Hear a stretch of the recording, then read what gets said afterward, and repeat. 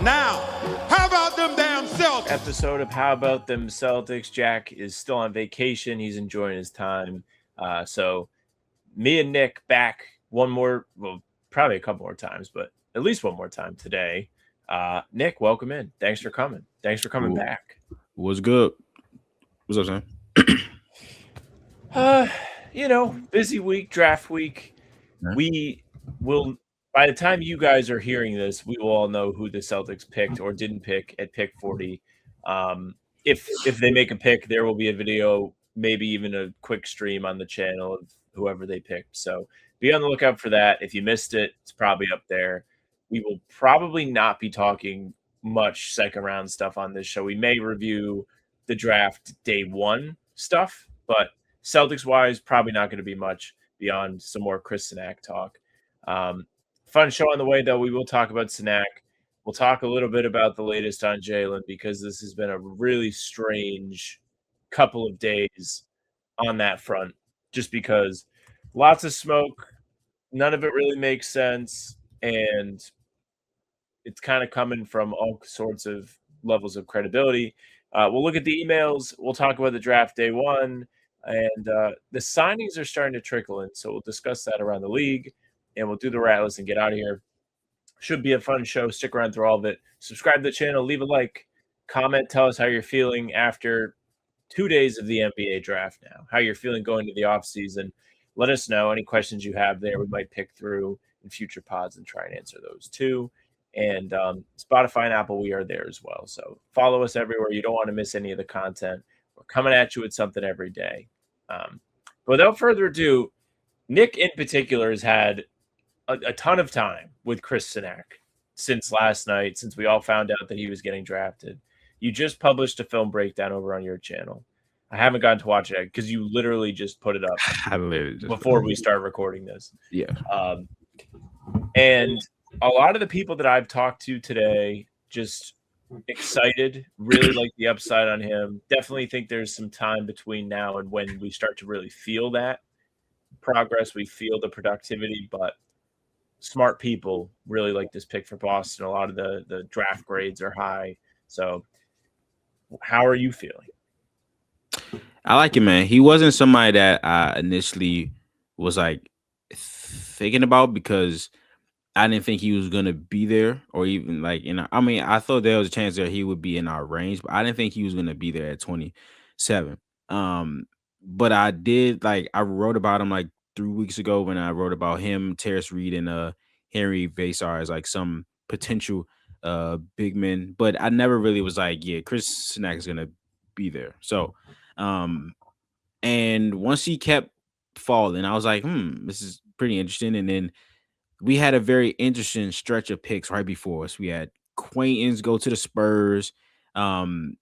Zuby went to the Hawks. Sergio went, and it was just like, oh my god! And then the Spurs traded up in front of us to get Terrace Reed, and I thought in that stretch that Cenac, Vasar, and Reed would go in that stretch. But Cam Carr he had dropped, which probably saved us because the 76ers and the Lakers, they wanted Chris bad. They were going to trade up, but the value just it was crazy because Fallon dropped, who they drafted, and then Carr dropped, who they drafted. So they felt comfortable picking those guys. Spurs trade up to take Terrace Reed, and Cenac was just there. And out of my guys that were left were Jefferson, Joshua Jefferson out of Iowa State, who went the very next pick, and then Henry Vasar, who was still undrafted until this point. So yeah, Cenac, man, this is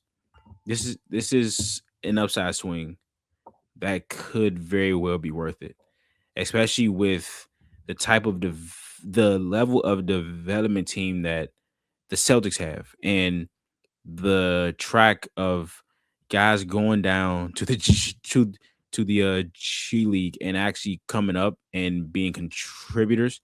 Again, he's 19 or 20. That's something that I haven't even checked. He'll be 20 this upcoming season. The Okay. Yahoo listing of his age is 19.4. Okay. So He's got some time before he yes, has a birthday. yes. So this 19-year-old kid, the first thing that pops off the page is again the athleticism, the movement skills at that size. Sometimes it's just otherworldly, man. Like I watched the BYU game, and they started the game off with him on Mr. AJ, and that wasn't like a switch. That was their preferred matchup. Um, and the way that he can move, the way that he can blitz, he can hedge. He brings a lot of coverage, versatility on that side, which is definitely important.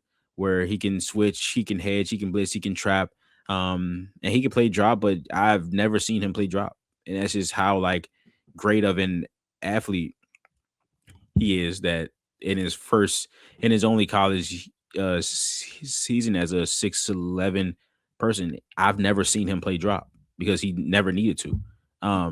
And yeah, Houston is a really aggressive team, so him being able to switch out and all that stuff definitely is a fit. Um, and the character is like character in the Celtics, like that is a big chunk of the process. Is all right. We're gonna evaluate this guy as a player, but to pick him, we have to be sure of the person, the character, the mentality, the personality, and him being that young, being that highly touted, and picking Houston and Kelvin Sampson is a huge plus for his character. And Brad said he went up there and watched him a few times, and his mentality never changed. Whether he's playing great, whether he's playing bad, and if Brad gets if how do I say this? If your character gets the stamp from Brad, you have a chance. And then when you cover, even though that's important, you cover that with a guy that has so much potential on both sides. He shot 33% from three last year, which is for a 19-year-old freshman big. It's like, okay, I can, you know what I'm saying? There, Yeah, you I can see at it. least, I can at least project that there's something there. But defensively, as a tagger in cover two situations, it's like he covers so much ground, like it makes no sense sometimes. And if there's one thing that if he was just thrown into a game in game one, what can he do? He can rebound the hell out of the ball. He's a rebound chaser. He can swim move, box outs and stuff. He can get things out of his area, and he's athletic enough to just high point it. You know what I'm saying? So I like this pick. Definitely thought that at that point in the draft, the value, it was just too good. I feel like they felt that way too. You mentioned the Brad character stuff. That was the big takeaway. One of the most probably authentic answers we got from Brad in the whole press conference last night was about Chris Cenac and what he saw from him. He said verbatim, when I watched him play live several times this year, he didn't always play well, but I never walked out of the gym thinking he didn't play hard. I think that's a good place to start. And it's like you said, when you get the Brad stamp of approval for your character, and granted, I don't think this is just coming from Brad. I'm sure the front office, along with Brad, are doing their due diligence, checking in with different player personnel at Houston, maybe, different guys that have worked with him, things of that matter. And they're hearing all of these things. And not to mention, like, Cenac himself, it might have been lip service. What kid that gets drafted isn't going to be, like, ready to go and go to war and, work hard to become a great player? But he literally was in the post-draft interview and was like, thank you to the Boston Celtics for drafting me. You guys will not regret this. I'm going to go work my ass off. I'm paraphrasing because I can't find the exact quote because the Twitter search engine is really, really broken, as they say. But he's doing and saying all of the right things, and he seems to have a history of that. Really looking forward to seeing him at Summer League. Really looking forward to actually get to like ask him questions. Seems like he has a really good personality. He does a bunch of YouTube stuff. He's making. I want to make sure I'm getting it correctly. I'm pretty sure he was doing a like docu series of his draft prep, which is pretty interesting. I mean, we've seen players do stuff before and do their own stuff. I mean, Matisse Thybulle was probably the first big one to do that, but there have been plenty of others. But I don't know. Just from a media interest standpoint, I'm excited that he has some personality. So can't wait to see him play. I do think a lot of these physical tools will be great for him. The wingspan is like the big thing. 7'5" wingspan, insane reach, insane range to disrupt opposing offenses, whether that be blocking shots, changing shots. And like you said, the fact that he can move on the perimeter really well, the fact that he's 6'11" and Nick watched 3 different games today and you didn't see him in drop 4 different games, you didn't see him in drop at all. That speaks a lot about not only his capabilities, but the trust that the coaching staff has in his capabilities to not even ask him to do that. This isn't a Chris Cenac decision. This is the strategy. We know you can do this. Houston being an elite program, a really well-run defensive team in particular, knowing that he is fully capable of being a switch out onto the speedy guards guy is something that we should all be thinking about in this process. Yeah, man. It's so much that we can do with this guy, especially even just now. Like, I feel like, well, obviously, like a lot of his stuff is just like he's doing all this just straight off athletic profile. Like the technique isn't all the way there yet for like guarding and stuff. And watching him check AJ was like crazy because he was there every single time, and like he's cutting off his drives, but just like the craft of AJ, like at the last it'll be a pump fake, then like a circle, like a step through. Like in the first half, he was doing really well. I think AJ only scored like 2 points, and then Cenac got in foul trouble. He left. AJ turned up, and then when he came in, he was already hot. So it was like, oh shit, like it was that really you do. But it's like that's a guy that we expect to play the 5, and he's legitimately being solid on him. So I'm just like, man, this is real. This is real. So, but there's a lot to work out, y'all. There's a lot. He has time. I say this a lot of times, but every Celtics big, not every, but majority of the most recent Celtics bigs that they get from scratch, they take 2 to 3 years. You go to Rob, you get Kata, Cornette. I say from scratch because you changed his entire game. Like you flipped his whole career upside down, and you changed how. What's the meme? You changed the broke boy's life. Yeah, and he just smiling with the bread in his hand. Like you, he's like, okay, listen, enough of this stretch 5 shit.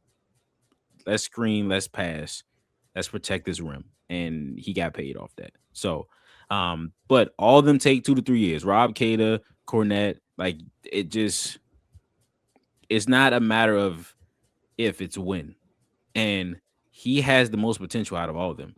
Because even though I love Rob to death. He's my favorite player ever, man. Like Cenac offensively. Cenac offensively blows all of them out the water. And then on defense, and there's a lot of talk about like his shockingly low block numbers. I think he averaged 0.5 blocks in college. And I'm glad you brought this up because I was going to ask you. And the scheme is okay. He played power forward on both sides for majority of this year. Like he's the guy that's switching, guarding AJ, right? So he has less block opportunities, I guess, than the actual 5. Now, with his athletic profile, he should still, even with that, with the scheme playing out of position, he still should have more than 0.5 block, like 1000%. He should.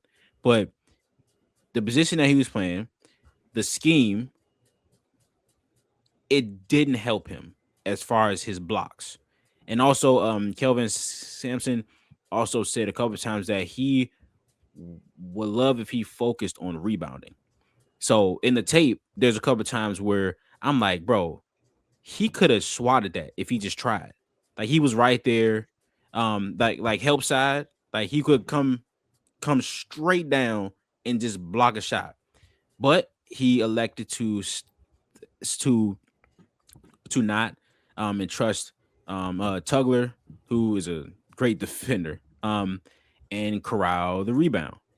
So, and if your coach is telling you to focus on the rebounding and you don't, probably not gonna play, right? Right. So it's a tough thing. But just how athletic he is and those long arms, he can block more than 0.5 a game, like for sure. So it's a mix of both, you know what I'm saying? But I think at the next level, I will almost bet I'm gonna push all of my chips in the table. He will be a better shot blocker in the league.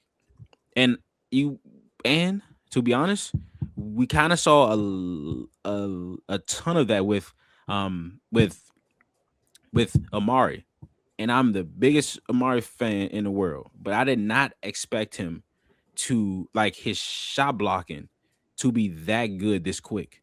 That was probably the best thing that he did, because the passing, they didn't really, have that yet. So it was cool. But the shot blocking, like, it was really, really good. So if Amari can do it, and I think Senac's a better athlete, and he's longer. So yeah, we'll just have to see though. But I think he'll be good. Definitely seems like the signs are pointing that way. There's work to be done. You mentioned it. These Celtic big guys do not happen instantly. And talking about pretty much every single front court prospect in this draft, that was something that Jack and I discussed a lot. And we would look at the way that, if they were older players, how significantly they put in the work throughout college to improve. With Cenac being a freshman, really, it's like they get to work on him early. Like, you're going to have him hopefully contributing by the time he's 21, maybe he'll get like sprinkled opportunities throughout this season. We don't really know yet, but I think lots to be excited about there. Probably less exciting stuff, unless you're just a complete hater. The Jaylen Brown rumors have not really stopped after the Giannis saga came to an end, which they've stopped in terms of specificity. Yeah, how specific they are. It's probably what I should have said. But like, people are still speculating that he may get traded leading up to night one of the draft. Shams posted the same information 3 times on Twitter and tried to farm engagement, saying that the Celtics were taking calls on him or involved in calls, whatever. Brian Windhorst went on Get Up this morning and said that he felt like Jaylen may get traded sometime this summer. And then the most specific information that we have gotten, true or not, has come from Chris Mannix of Yahoo in Sports Illustrated. Mannix wrote today, Boston continued to discuss Jaylen Brown trades on Tuesday, which we knew. 2 sources close to the familiar with the situation and those talks tell Sports Illustrated it's true. Many of the conversations were initiated by rival teams. Some were brokered by the Celtics. Quote unquote, they're hunting a big man, says a rival executive, and they are willing to trade Jaylen to get it.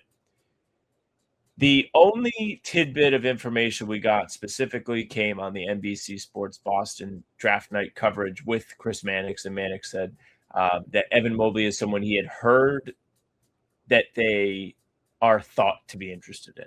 He did not hear that they are talking with the Cavs on Mobley. He did not hear anything of that matter. The information came from league sources that aren't really involved in that situation. So if you saw those aggregated rumors going around on Twitter today or Instagram, whatever app you're using, I would take it with a grain of salt.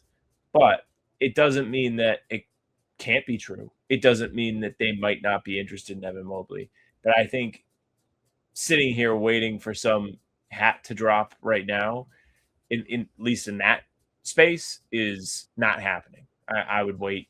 I also Brad probably did a good job with damage control at the press conference last night, but I personally don't feel as on edge about all of this. I feel like they've fanned the flames a little bit more, and now there's at least some reason to believe that Jaylen could be here. And this is the ultimate flip flop for me, who yesterday would have told you it's over. Like I flip flop so much. Like it's just, how am I feeling? What are the vibes today? But I think there's reason to think that they can upgrade the fringes of this roster and try and compete, which people in the comments are going to absolutely hate. But it is something that Brad alluded to at that press conference that we all remember, where he was so mad. He did say that they have to upgrade the roster. He didn't really say where. And if they are going to trade Jaylen, it's just tough to see them really directly upgrading. That's why it's difficult to fully grasp it. Unless it was the honest thing, it's not the honest thing. So who are they getting? Who is it going to be? Is it Evan Mobley? If they get Evan Mobley, do you feel better or worse about the Celtics thing? I got Cenac, bro. That's Evan Mobley right there. Sad now. Wait. I was joking. I was joking. But like physically, they are built similar. And I would say Chris is more athletic. Yep. Evans definitely a better defender coming out.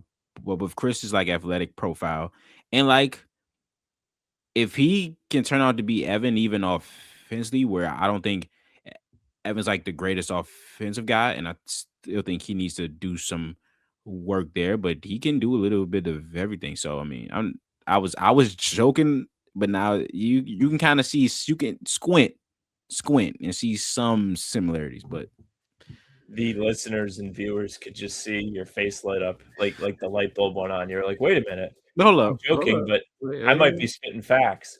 I'm joking if you joking. The problem with a Mobley hypothetical is that I've said some really mean things about the Cavs in the last month. And I believe them. I think the Cavs core is like really pathetic. I think it was embarrassing that they made the conference finals. And I think a big reason why they have not really achieved what people thought they'd be able to achieve is partly because as an offensive player, Evan Mobley is not giving you enough. You can't give him the ball and be like, you're going to score some points for me. Like, okay, let's imagine a world where the Celtics traded Jaylen for him. We can even say straight up, because we're in fantasy land. Who knows what it would actually look like? But we'll say straight up they don't give up anything else. I'm not really sure they're better. I think defensively he gives you different things. I think his defensive versatility is really impressive, and there's reason to be excited about it.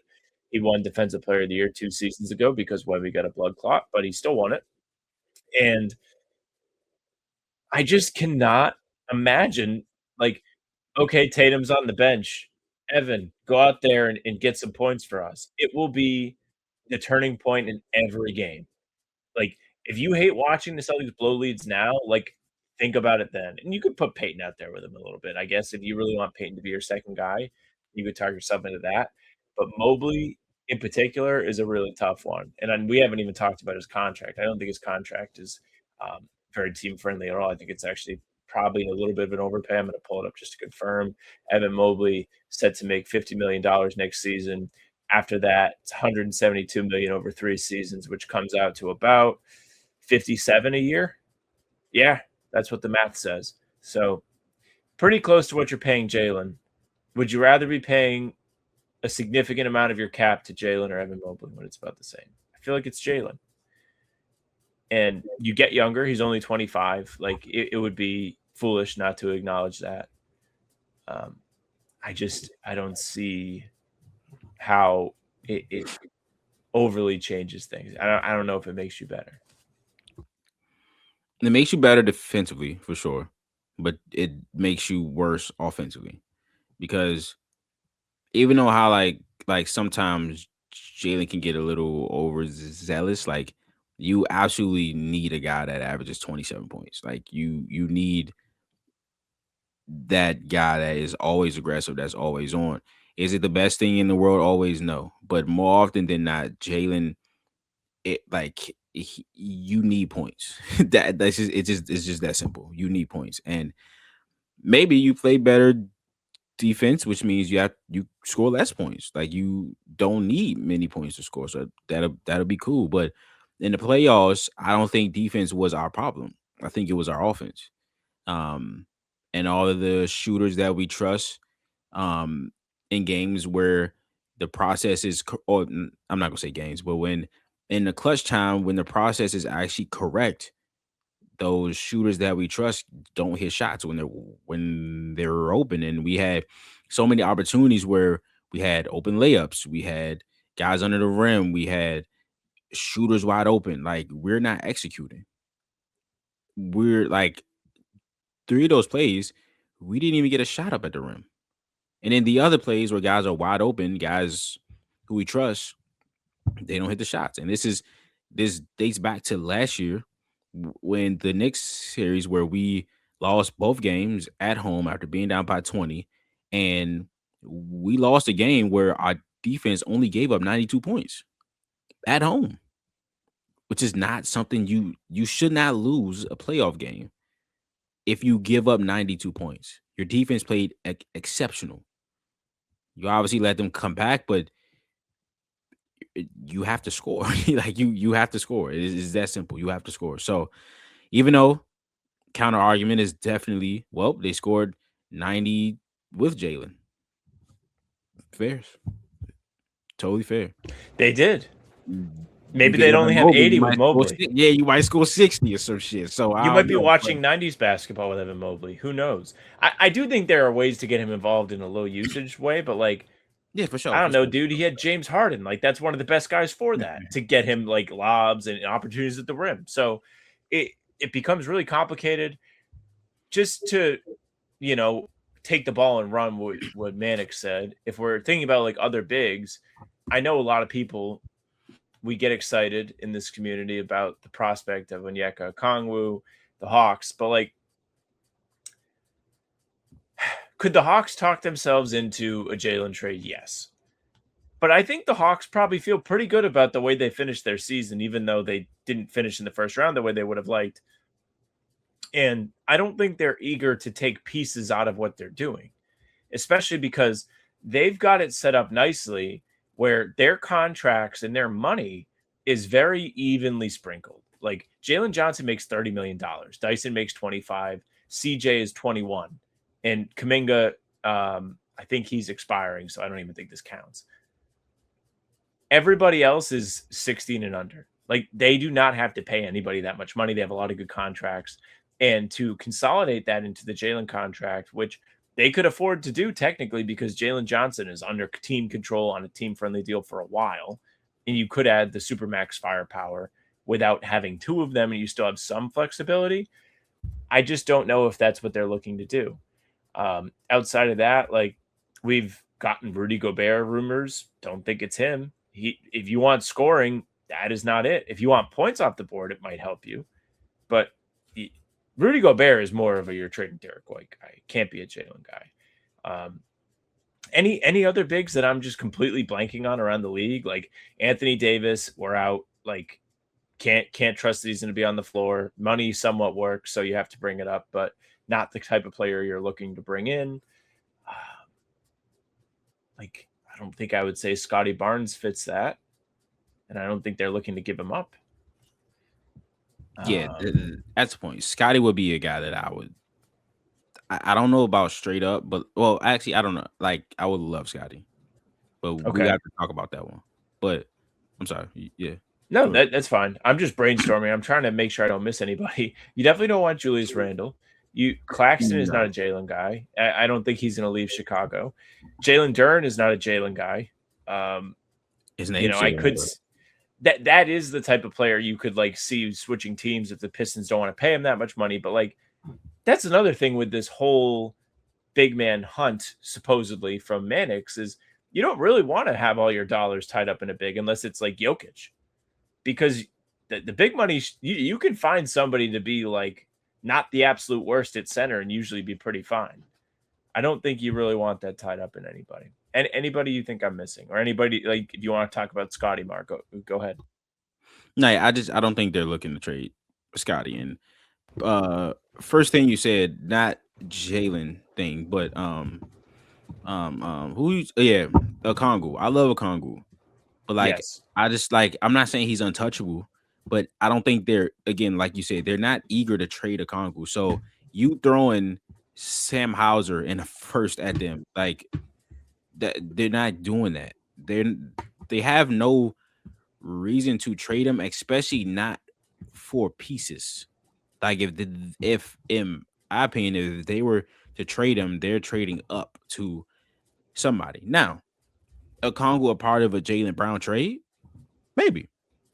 But they drafted Kingston, they drafted Zubac for two really, really good picks. And as I was watching Chris, like Fleming grew on me, man. He's a dog, man. But like yeah, I don't know. But like the Sam Hauser plus somebody in a pick for a Congo, they're not in the mode to do the pieces thing for a Congo.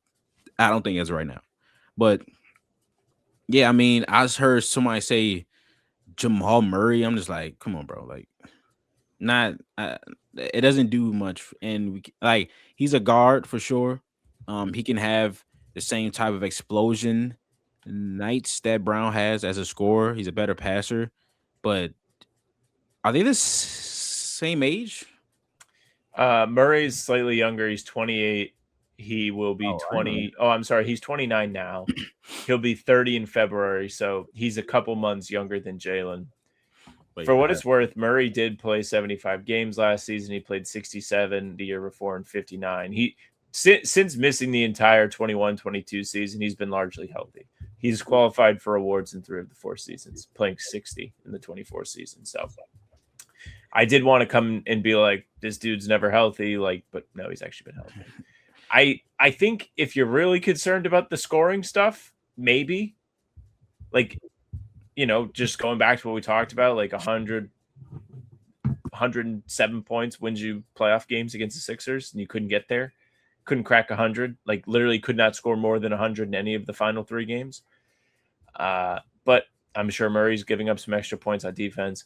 I'm not in a hurry to trade Jaylen.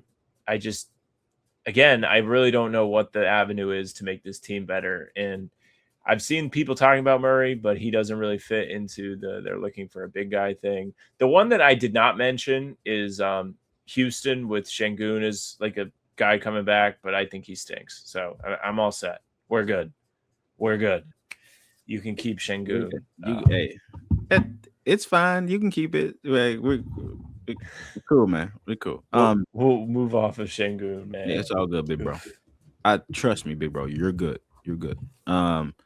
Yeah, I'm not really into trading him for pieces. You know what I'm saying? Even though like there is definitely there could definitely be a package out there that we trade for Jaylen and we get like 2 players in like a pick or something that could be a good trade. Like I'm not saying that doesn't exist. And I do think all the Giannis talk definitely sways me this way. But like I think we're in a position where like if we're trading Jaylen, we need to get somebody better than him. Now, again, that does not mean like so all right. What do you think about the Pelicans one? Like, let's say if it was Trey and DeJounte or even Trey and Zion. Like, because even though I think Zion is interesting off the court, and I don't think he's the character person that we would go for. In terms of rim pressure, you go from Giannis, it's like an athletic freak, and you go to another athletic freak, and it's like he's in that ilk of a person you would look for as far as rim pressure and like athleticism, and then you would get an extra piece in Trey.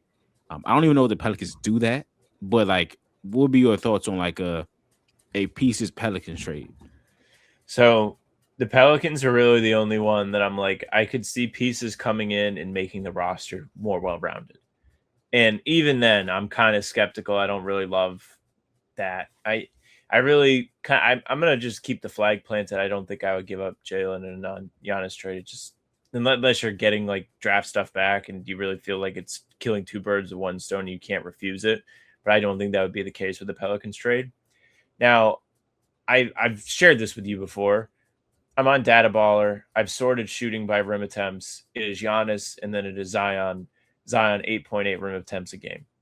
If you're going by what Brad clamored for in that first like angry presser, that is a guy that fits into the mold.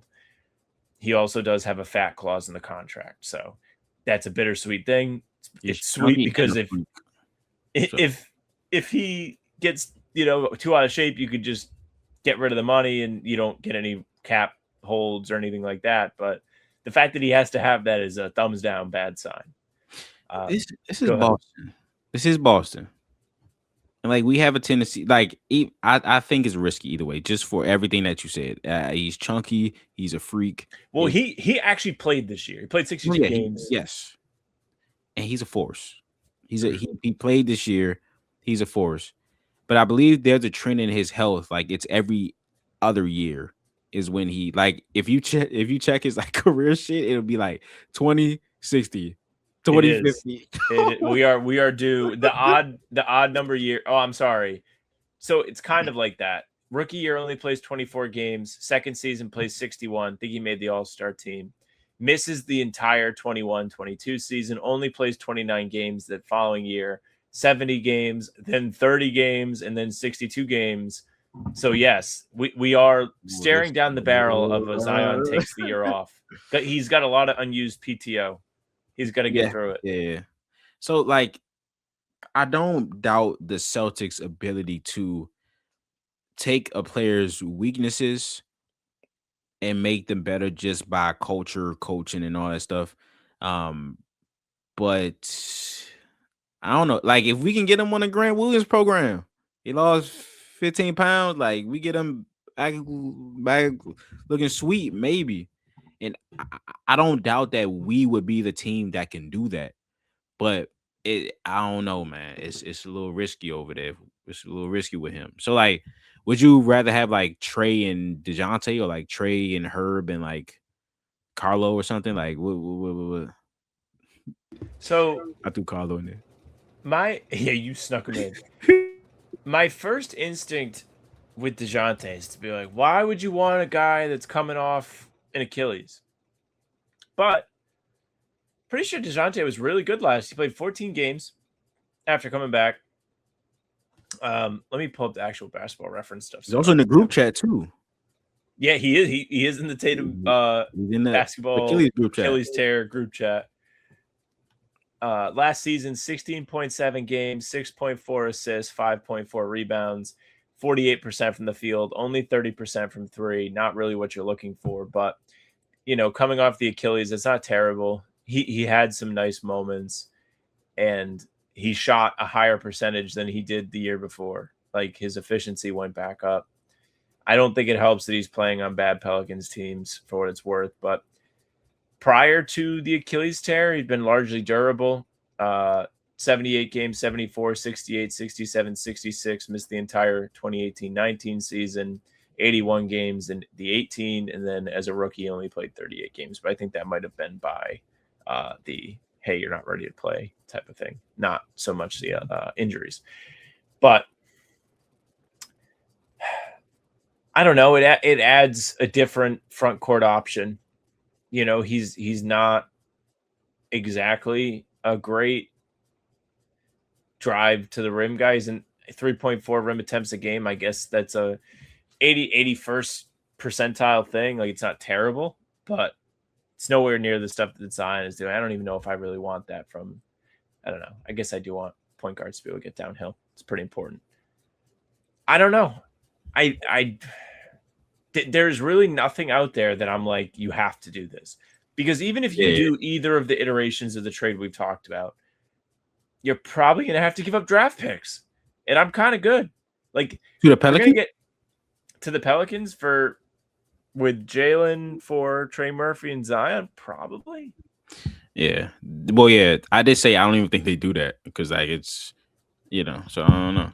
Like then you run into a situation like you should have just did it for Giannis. I'm not Like, giving I'm not giving no draft picks. and I want the listeners, I want this to be clear because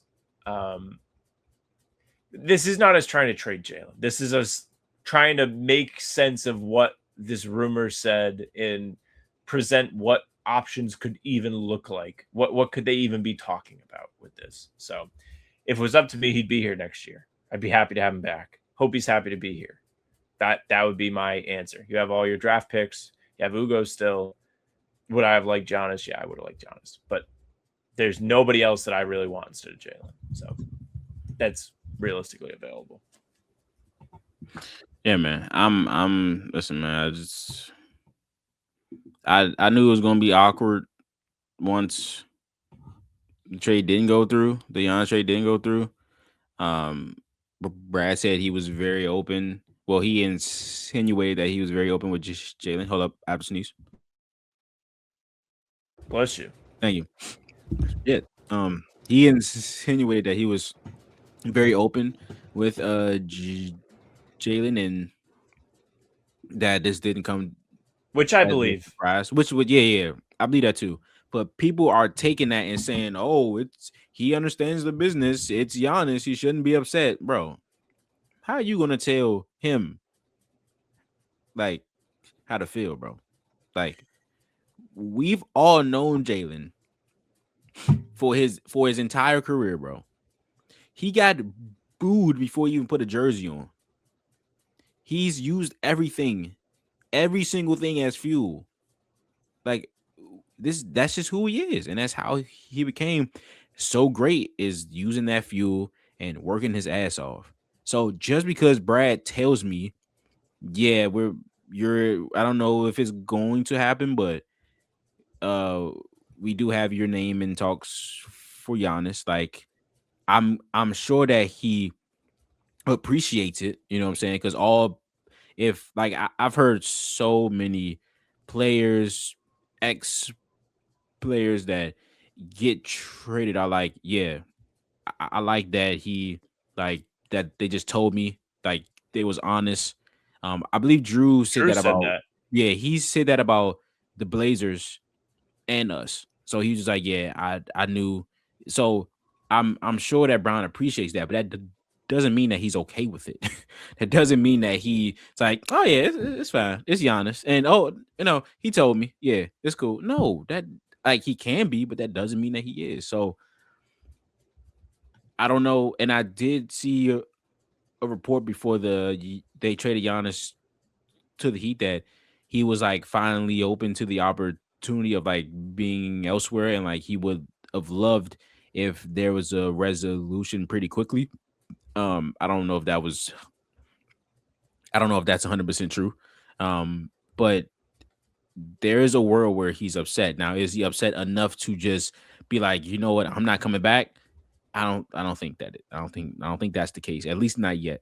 I don't think they're there. But it's been a lot of talks, man. And the Giannis talk was exhausting because we were hearing Giannis trades for 3 years, and then we finally got close, and then we didn't run through the tape, and now there's another thing on that when that trade gets to decline. Is that okay? Now, how does Jaylen feel, and how do we resolve that because of us not doing the other thing? So it's just a lot, man. I love the draft. I'm trying to focus on the draft, but like during the press conference, it's like 60% Jaylen questions, and I'm just like, I can't really blame him because that's like, you can't really blame him because that's the hot topic right now. So very much in we don't know land. It's yeah, basically what it is. All right, we'll move off of that.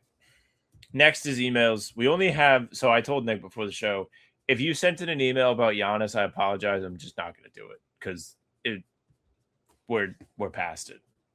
Ironically, the one email is from RJ, who on the most recent mailbag, I gave a really hard time because he and other people, not just RJ, Or like, why do we keep talking about Giannis? What's up?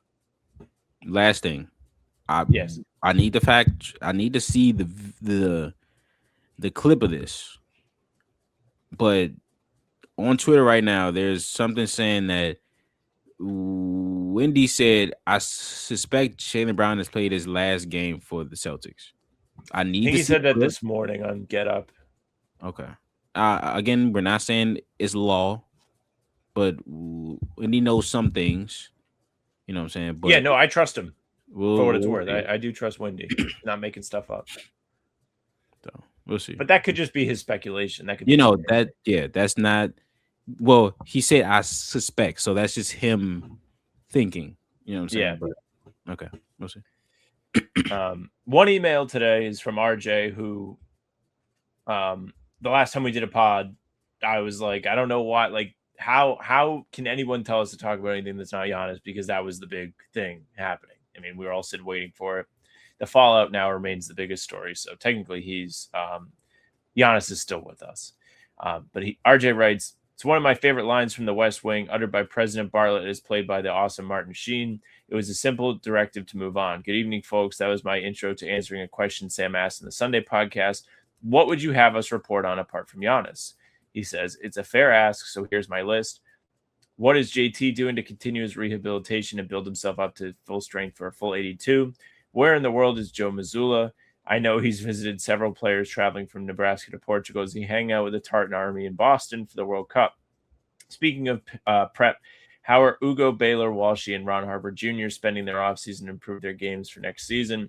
How did Scal enjoy his first year as a national broadcaster, and what did it make him appreciate more about being a big fish in the Boston pond? Does anyone have Drew Carter doing an animated version of the World Cup match? With draft day approaching, or maybe past by the time you read this, and free agency soon to begin, what does the Celtics human resources team have to do to onboard new hires? Lots of rocks to turn over, lots of phone calls to make, none of which involve persons of Greek origin. Happy to help. Be well, RJ. Well, we don't really know much about beyond Brad did tell us Jason is continuing to work, getting back to full strength at the press conference last night. Beyond that, we really don't have answers to any of these questions. We do know that Joe has bounced around quite a bit, and I would assume that he's out and about. I wouldn't be shocked that if he went to one of the World Cup games at Foxborough, or if he was spending time with another player on this team. We've seen the screenshots of Ugo shooting around in Spain doing some summer workouts.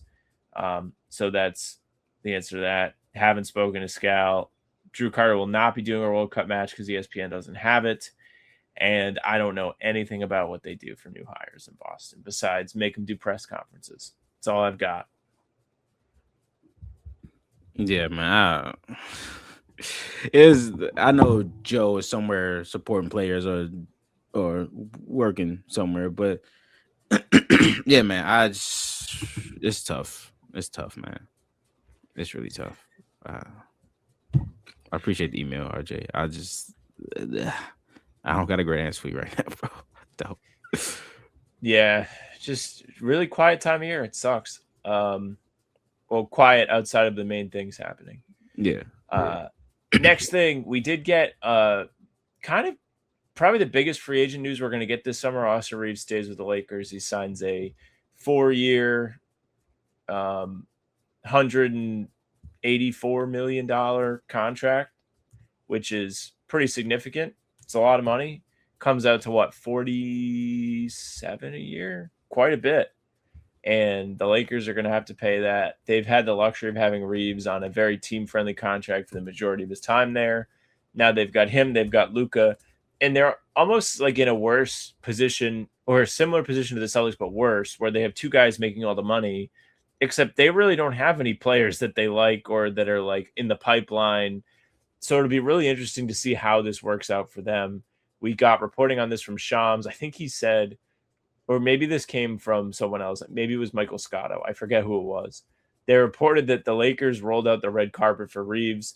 They were playing his favorite country music in the negotiation, and they even had embroidered pillows with AR on them, stitched into them. So they really wanted to keep him. Don't blame him. But at the same time, well, it's twofold. on one hand, teams don't have cap space, so they really probably didn't have that much competition. But teams, if they really decide that they want to go in for somebody, can clear cap space. It's very possible. Yeah, there was a lot of Pistons Nets rumors. I guess the Nets one got pretty killed when they traded for Randall. But yeah, there was some real Pistons rumors about Austin Reeves, and that's definitely the type of player that they will want. Lost out on Austin. Well, not lost out on Austin Reeves, but they traded up for Ibuka Okori last night. So that's good for them to get another like a shot creator type guy in Detroit that can help K a little bit. But yeah, still not worth more than Trae Young though. Still not worth more than Trae Young. Not a lot of guys are. Hey man, hey, that's the top 10. Oh man, Trae Young's agency. Well, quickly, we can go through and just talk about draft night 1 stuff. We don't have it's 6:50 p.m. so we don't have the second night yet. Sorry if you're listening to this in the morning. Really curious for our thoughts on the 31st through 60th picks in the draft, but we don't know yet. Nick, any favorite draft picks just throughout night 1? I don't have very many strong takes. I know you know more about this than I do, so I will give you the floor. Maybe three guys that you really thought the team really killed it. I think Atlanta had a good draft. Kings of Fleming and Zubi Ejiofor. Yeah, they did actually. I do have an opinion on that one. Hawks cooked. Kingston is a hard-nosed point, very, very fast, very athletic. The mid-range is, I don't know what he shot from mid-range, but he has a lot of lift on his shot for like a smaller guy. He should be able to get that shot up. I think his pull, I like his pull up better than like his catching shoot stuff, because his catch and shoot is kind of like low and it's like on the side, but his pull up like looks really good. He jumps high on it. So and I think he's a dog defensively, really quick hand, stuff like that. Zuby, y'all all know, we all talked about him a lot, and when they picked him, it was very upsetting. But he's that hard-nosed culture guy. Is just that he like that was a great pick. Who else cooked? OKC cooked Adai Mar and Bennett Sturts. We really thought that they just traded up. Yeah, 2 second-round picks. Yeah, that would have been crazy. That was like, what kind of cheating is this? But yeah, so there was a couple teams with 2 picks in this first round that really cooked. The Spurs, Queens, and Terrace Reed. If you had 2 picks in this first round, you most likely did a great job, because this draft, especially this first round, I think there's a lot of contributors in this. So yeah, the Spurs, the Thunder, Hawks. I think Fallon dropping to the 76ers is important for them. I think I asked you like I don't know if it was you I asked, but I was like, who was their backup point guard? And like we just couldn't. It was McCain. Yeah, it was McCain, but like after that, we just couldn't name anybody. Like, who was their backup point guard? What? Who the hell did they play as backup? Was it just they put Edgecombe out there instead of Maxey, or they played Maxey? Like, I think Maxey played the majority of the game. Yeah. Oh, actually, they don't need one because he plays the most minutes in the fucking NBA. So they probably don't need one. But Tyrese played against Boston. Oh, go ahead, Sam. You got it. 45 minutes in Game 7. How the hell do I switch to playoff game log? Now I'm pissed off. I can do it. I got it. 45 minutes in Game 7, only 40 in Game 6 because they won by $1 billion. 42 in Game 5, 40 in Game 4, 42 in Game 3. So not a lot of minutes to go around for the 76ers of guys who are not Tyrese Maxey. Other players who got backcourt minutes, Quentin Grimes. It's really it. Yeah, they have like a makeshift of like Quentin, VJ, Paul George. Like, VJ, if Tyrese isn't going to be out there for 4 minutes, we can have those guys do some handling for us. So, but I believe like Fallon has some of the maxi shiftiness. Of course, but if only he was 200 pounds like Tyrese Maxey, but like, um, yeah, I think he gives them some much needed guard stuff and shot creation alongside all those other guys. So that was a good pick for them. Cam Carr falling to the Lakers was cool for them. Sergio getting picked by the Knicks hurt so much, but then he got traded to Dallas, so feel a lot better with that. Heard he was drafted in stats. I don't know if that was that might have been why he got traded. Like we were talking about a little bit on the stream with Ugo, right? Like Ugo, I forget who it was apparently like telling teams he wanted to come over right away, like really didn't want to spend any more time. Like he was ready. Knicks are apparently going to draft stash him, and then Dallas, like he ends up in Dallas. So I would guess that they didn't really know that he was not trying to stay overseas. Let's confirm this though, because I could just be making it up. He very well could be just drafting stashed. The Knicks trades were because of money. Like that probably could have played into it, but like they was like second apron, like they're not going to second apron at all. So majority of their picks, like they traded and then they kept trading down. So they had the first pick in the second round, and it was either Shams or Scotto. They said they're taking offers on that too. So they're trying to get as low as possible. But do you have it? Is it true? So it's still up in the air. Stein put it out today. Sergio was actually interviewed after Valencia won their title today. The championship? They did. They won. Tough.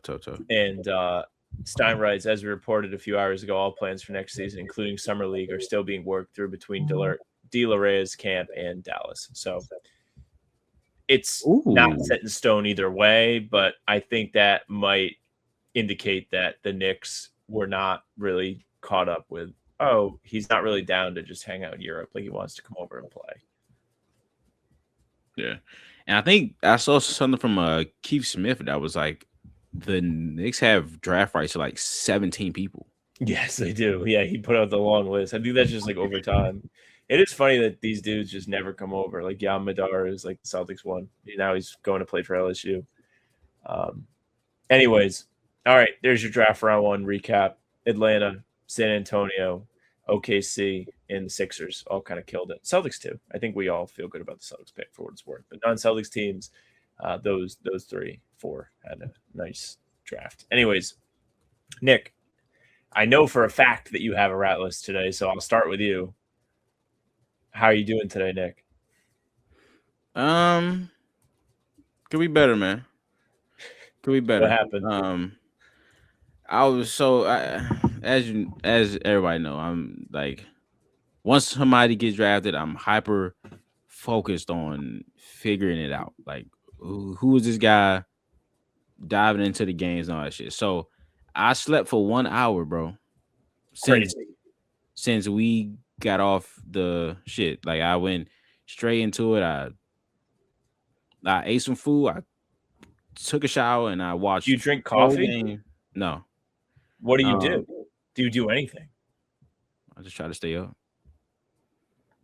Fair enough. I don't know. And then like I was so I watched like 5 Chris Cenac games, and the goal was to have my video out in the morning so then I can sleep until our pod and then the draft and shit, right? So I try to watch the games, right? Well, I do, right? And I was getting ready to record after I took my hour nap. And my OBS was like tripping, bro. I was like, of course. Now you want to do this draft shit. Now you want to do this. And like it just kept happening. I'm like I spent an hour trying again to record it. It kept freezing. Trying again, restart my computer. Then I end up like deleting the app.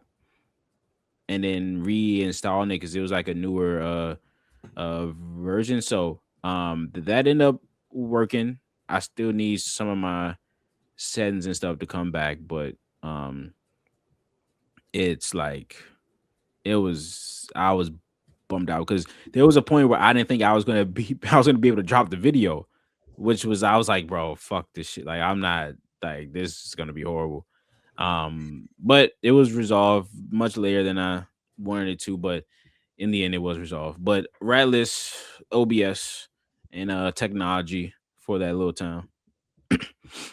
Yeah, I don't know how you did it, especially with the very significant lack of sleep. Like that would have been it. My head would hit the pillow. I would have said, "I'm gonna sleep on this, and we'll go from there." But that's why we are built different. I don't have that motherfucking me. I have it a little bit, but not to that degree. Um, I'm happy that you got it resolved because I know you put in a ton of work. I knew that you had stayed up for a lot of the night, and I saw you tweet that you fell asleep during one of the games, and you were pretty bummed. So I'm happy it's done. My rat list is my coffee machine. So I'm a big coffee drinker, unlike Nick, and I was brewing more coffee today. And the way I brew coffee, I do not pour like I don't fill. So for those that don't brew coffee, sometimes when you brew your coffee, you're supposed to fill the pot or to however much you want to make and pour it in the top. That way you know how much. I don't do that. I pour a certain amount in like a different vessel and do it that way because I've grown to know that if I do it all at once, I will have a bunch of grinds in my coffee because it's too much. It overflows and like you don't want that. It's disgusting. It's a disgusting feeling in your mouth. So I do it today. I've got it figured out. I'm like, okay, usually 2 full pours of this. I split it up. I let it set so it doesn't overflow. Do the first one, make breakfast, sit down, whatever, have iced coffee from the day before. So I'm not really pressed. And I wait a while and I go to check it. And I'm like, there's significantly less coffee in this than there should be. So I put the other one in. I'm like, let's see if it like fills. There's still really not that much coffee in there. And so what I notice is where I keep my coffee machine, we have towels underneath it just because we've had problems in the past, like it might leak or something. So you just keep a towel under it. The towel is fucking soaked and it is dark. So my table or desk that I keep the coffee on, the coffee maker, is not level. It's level on my floor, but the floor in my kitchen is not level. It's slanted. So what was happening is the water was coming out the side of the filter rather than the bottom, and it was going out in over the side. So not only was I'm like, why like it wasn't the math wasn't mathing. I was like, I should have more coffee in my pot, and it's in the towel. So I had to figure out how to clean the towel. Put cardboard on the thing. It should be all set now. I have my leveler. It's level. Coffee should not be a catastrophe from this point on, but was a tough start to the day. I was like, damn, this sucks. Yeah, as you were talking, I remembered I did have some tea. I had some hot green tea. I don't know if that fucking keeps you up, but I might do something for you. Might just because it's hot in my I don't know, but yeah, that's crazy though. That's crazy. Trying to think if there's anything else. One thing about New York is there are a lot of basketball courts here. Like some of them aren't full. Like I just went for a walk yesterday. And I ended up in this park by accident because I thought I was going to a walkway that puts me on a like bike path near a river. And in the park, I'm like, oh, cool, they have basketball courts here, but the hoops are just like, you know how like in a gym, like they have the side hoops, and but like imagine there's the one hoop that's at the end of the big court, and then the 2 side hoops with no opposite hoops. So like there is no way that you can play just 1, 2, 3. Well, no, it's so there's 1, and then there's 2, 3. Like it's not in like the 2 on the side are like parallel. They're not facing each other. What? Yeah. So like there's no way you could get runs. And I'm still like getting settled here. Like I'm trying to figure out where I'm gonna play basketball when I'm like not going home all the time. So I haven't figured it out yet. Apparently there's courts in Central Park. I ran over there today. under construction. Don't know when that's going to get settled. I need to figure out where I'm running because I can't not be playing. Yeah, that's weird. That's interesting. Dang, 3 straight. That's I ain't never heard about that. I don't know if I'm. Yeah, I think I'm pretty satisfied actually. Anything else gotten under your skin lately? Nah. I need one time you just come in here like haven't had. I wouldn't say the worst day, but I just need you to have gotten like needled a little bit, where like somebody really pissed you off, where you're gonna go off on them. I don't know, man. Yeah, we'll see. You don't really have that about you, which is probably a good thing. Anyways, thanks to everyone for listening. Thanks to Nick. Everyone go check out Nick's channel. He just did a Chris Cenac breakdown. So if you're still curious after this pod, go watch the film breakdown Nick did. I'm going to watch it after we're done recording, so I know what I'm talking about a little bit more. Everyone go check him out. Thanks to Nick for filling it all the time. It's been awesome for us over the last year or so now. You can subscribe to our channel, subscribe to Nick's. On this channel, we're doing stuff every single day. Full pods Tuesday, Thursday, and Sunday. Game recaps are up during the season after every single game, and we'll probably have them after Summer League or something to that degree. And other videos are here in between to keep you up to date, everything going on with the Celtics. You can find us streaming live on the channel every once in a while. We had a stream for the Honest trade that didn't happen for our team, but happened for the Heat. We had a draft stream last night. I'm sure we'll be doing streams throughout the summer just to keep the live content going. Find us on Spotify and Apple too. All pods and recaps are there. If you just want those audio only, follow. They will go right to your feed. Leave us a 5-star review. We'd appreciate that very, very much. You can email us, hbtcpod@gmail.com. We'll read them every single time we do the show. hbtcpod@gmail.com. Our socials are at How About Them C's for Twitter, Instagram, TikTok. Facebook's name of the podcast. All streams are there. They're on YouTube. They're on Twitter. Jack's Twitter is Jack's Mon NBA. Nick's is at Nick NBA YT. Mine is at Sam LaFrance NBA. That's it for us.